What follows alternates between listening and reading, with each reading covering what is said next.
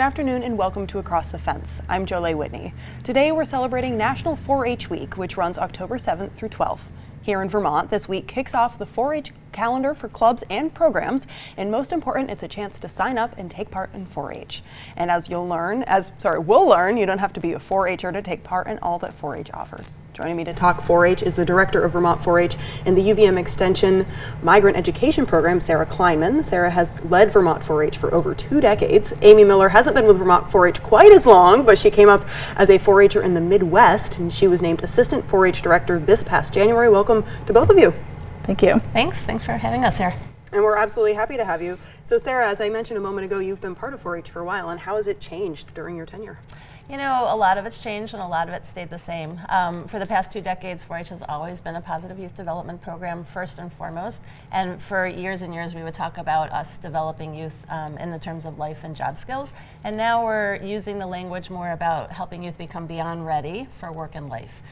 So a lot of our programming is still the same. We're still focused on science, healthy living, education, civic engagement, but maybe how we go about doing that has become more intentional, and our program offerings, I think, are a bit more diverse. Great, and I think we're going to dive into some of those program offerings in a second, but first I want to ask Amy, how did you get involved in 4-H? As a youth member in Wisconsin, in the Midwest, and we had really large clubs, and they were associated with a school, and they were the traditional format. So like Sarah was saying, a lot of things have changed in terms of offerings with science and technology. Sure, and what's your area of interest? My area of interest?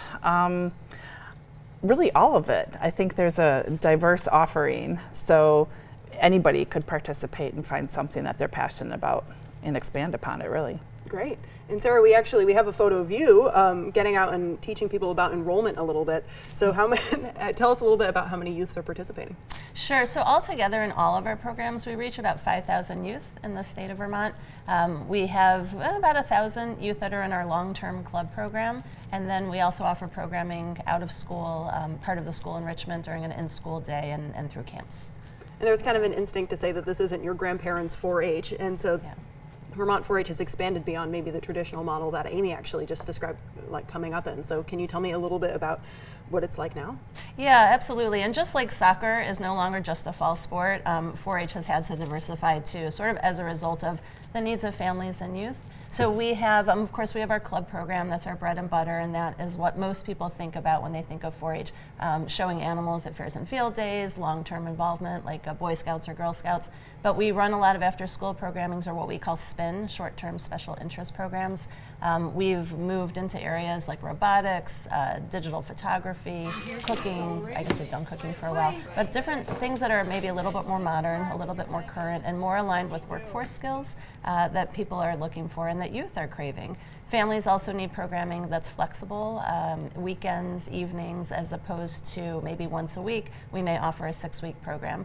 We have something called science cafes that are these little 2-hour stints where you can come and hear about researchers and science that's happening on campus and really across Vermont, and learn about a career pathway, what kind of education you need, what kind of skills you need, and then also build relationships with mentors and other caring adults.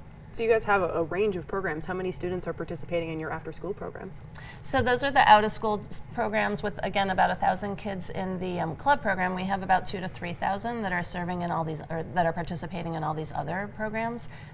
Some of that is a school enrichment. We run embryology and some other initiatives during the school day, but most of that is the out-of-school time. And we call that a third space environment, so it may not just be after school, but it could be weekends and evenings. Sure, yeah, definitely filling a need, like you said before. Yeah. And Amy, let's talk a little bit more about you. I mentioned this is your first year kind of on the job with Vermont 4-H, but you've been working kind of in this area for a while, and your background as a 4-H'er, you help navigate a couple things like the state fair in Rutland, working with 4-H there. Can you tell me a little bit about kind of the learning by doing? So we had a few different situations where there were shifts with staff members, and I just kind of jumped in, and yes, the quote, learn by doing with 4-H is exactly what happened, and it really gave me an insight to, I feel, be a better supervisor for staff and assist volunteers better, because I was literally in the trenches doing all the work and learning a lot of who our families are and different needs, and seeing how our volunteers really step up and rise to the occasion too. And you were talking a little bit earlier about how 4-H is a great opportunity to even encourage people looking at robotics or other future workforce positions. How do you see it helping students kind of looking towards college or even considering going to UVM?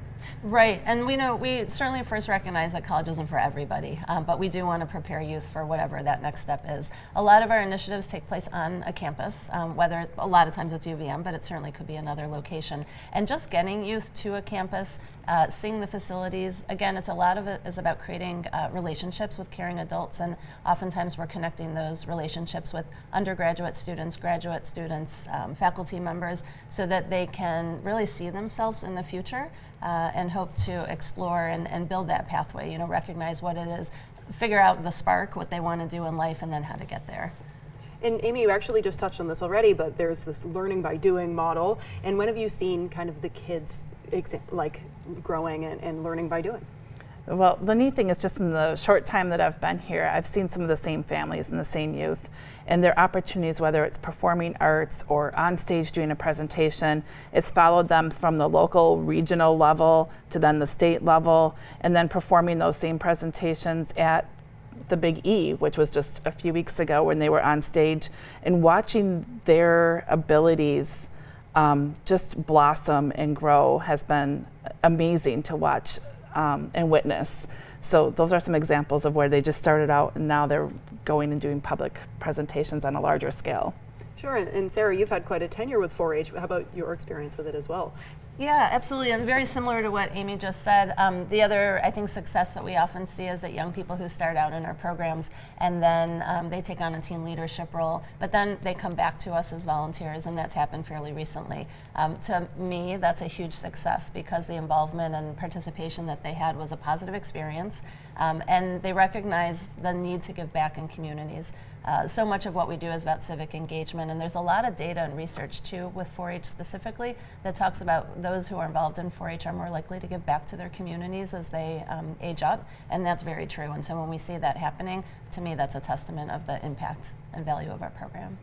And fortunately now we're kind of out of COVID era a little bit, and 4-H of course had to change during that time to kind of accommodate that. But now that we're back to business, so to speak, has 4-H leadership brought any of that with them? Any changes after the COVID era? Yeah, that's a really good question. We, of course, pivoted like everybody else did to virtual and online experiences, and many of those were continued forward. We don't have quite as many as we used to in the early days that was, I guess, post the pandemic, if you will, but there's still one or two things that we offer that are virtual. Of course, the way that we meet and connect with our volunteers and youth, it's much easier because we all have Teams or Zoom or all the different technology tools. And then a lot of things are still online, of course. But generally, we've recognized the need for in-person. And so while we had expanded, I think, to online, we've brought back a lot of our in-person experiences to continue to build relationships, which is really the hallmark and underpinning of a lot of what we do. I would say, though, that we're connected at a national and regional level to be able to have professional development experiences and also connect our youth, and a lot of that still exists. So I think collectively, 4-H as an organization nationally is still able to, I think, take what we learned through the pandemic and build on it in some of the best ways, but also bring back a lot of what we're known for, which is those relationship pieces. Absolutely, and this is actually a question for both of you. I spoke with a 4-H volunteer, Amanda Gifford, about Volunteer Appreciation Week. And can you tell me a little bit about how important volunteers are to the 4-H program? Why don't we start with you, Amy? I think that they are so instrumental, one, in making those connections with youth and being that role model. And I feel like what I've been experiencing is just some of the hardships that our youth have experienced and some of the trauma they've experienced. And those leaders really become that other parental kind of caregiver role and really stepping up. And so I've definitely been a witness to that. Absolutely. And Sarah?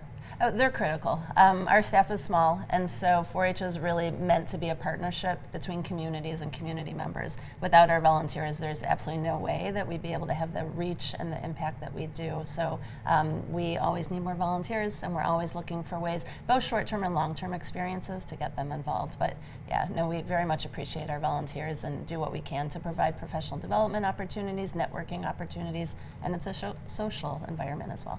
And this is also a week to sign up to volunteer, so what are the different things that volunteers can sign up to do?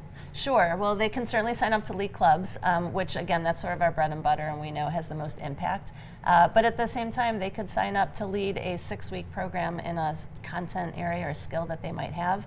They could sign up to be an evaluator at one of our many events, which is a one-time thing. They could help be in our office, they could lead our social media. I mean, there's really anything that somebody has a passion for, we could find a role for them. We also have 4-H foundations, and so fundraising and finding resources to support our initiatives is critical, and that's something somebody could help us do as well. So if I have a skill set that maybe isn't already a 4-H club, is that something I can bring to the table and kind of start something new? You got it. Absolutely. It's really about having a passion and wanting to help, and we'll find a role and make sure that you are able to do that in a developmentally appropriate way. Sure. And UVM has championed diversity, equity, and inclusion in every aspect, and how is 4-H helping contribute to that? We have, and so that's certainly slow going, but 4-H is open to all kids in Vermont and really nationally, and so we want to make sure that it's a place where everybody feels safe and that they can belong. We've partnered with new organizations that reach underrepresented and underserved youth. AALV is an example of a partnership we have where we're teaching young people, especially from Burlington and Winooski, about food systems. We're trying to adapt our systems to reduce barriers so that signing up is easy. We can offer language, both interpretation and translation, to ensure that we're reaching, again, all youth.